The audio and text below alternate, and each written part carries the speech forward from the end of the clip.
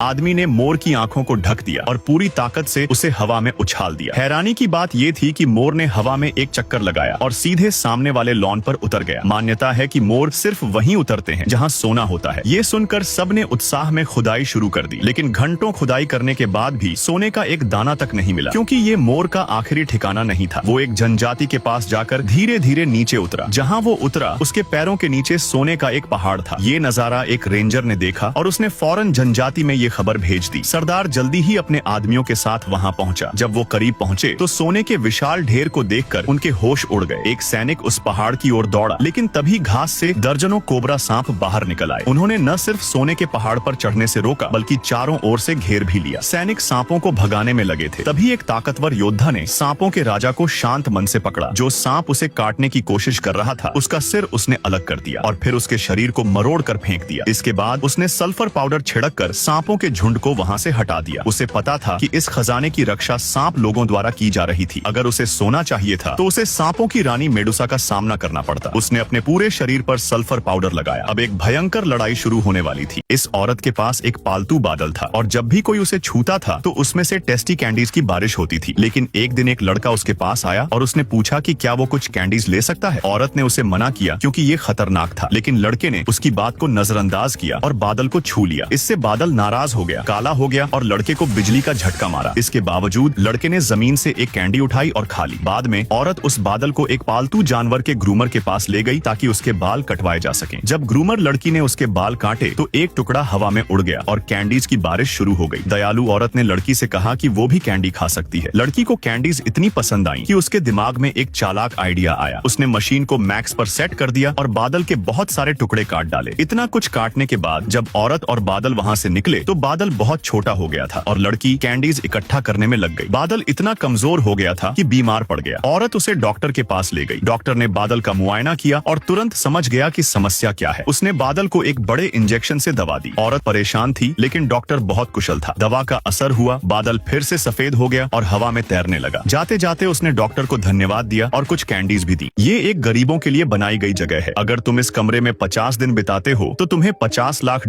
यानी 40 करोड़ रुपए मिलेंगे। लेकिन इस दौरान न फोन होगा और न ही कोई अच्छा खाना। सिर्फ एक बड़ा बिस्तर मिलेगा सोने के लिए। एक जोड़ा इस चुनौती को स्वीकार करने आया। आदमी ने दीवार पर लगा लाल बटन दबाया और चुनौती शुरू हो गई। 50 दिन बाद अमीर बनने का ख्याल उन्हें बहुत खुश कर रहा था। दोनों फर्श पर लेटकर अपने सुनहरे भविष्य की बातें करने लगे। आखिर $50 लाख एक बड़ी रकम थी, लेकिन ये पैसा पाना इतना आसान नहीं था। पहले ही दिन आदमी परेशान हो गया। आयोजक उन्हें हर खाने में सिर्फ रंगहीन और बेस्वाद पोषक तरल देते थे, और वो भी एक बोतल। इससे उनका पेट ठीक से नहीं भर रहा था। दीवार की तरफ देखते हुए उन्हें पता चला कि अभी 49 दिन और बाकी हैं। ये सोचकर आदमी हिम्मत हारने लगा। शुक्र है कि उसकी पत्नी ने उसे समझाया। उसने कहा कि $50 लाख एक ऐसी रकम है जिसे आम लोग जिंदगी भर भी नहीं कमा पाते। उसने कहा कि आयोजक चाहते हैं कि हम हार मान लें, लेकिन हमें हिम्मत रखनी होगी। पत्नी ने अपने पति के लिए 30 दिन का फिटनेस प्लान बनाया और खुद ध्यान करना शुरू कर दिया ताकि समय कट सके। लेकिन हर दिन एक जैसा बीतने के कारण 20 दिन बाद आदमी ने कह दिया कि वो बाहर जाना चाहता है। उसने कहा कि अब उसे पैसे नहीं चाहिए। ये सुनकर पत्नी ने उसे डांटा और कहा कि जब 20 दिन सहन कर लिए हैं तो हार मानने का सवाल ही नहीं उठता। इस बीच आदमी को आयोजकों की बात याद आई। उन्होंने शुरुआत में कहा था कि 50 दिन के दौरान वो 3 बार कुछ खरीद सकते हैं, लेकिन हर बार $500 मिलियन यानी करीब 4 करोड़ रुपए खर्च करने होंगे। पत्नी को लगा कि उसका पति कुछ अच्छा खाना खरीदेगा ताकि उसे ताकत मिले, लेकिन उसकी उम्मीद के उलट आदमी ने 4 करोड़ रुपए खर्च कर एक पेंट ब्रश खरीद लिया।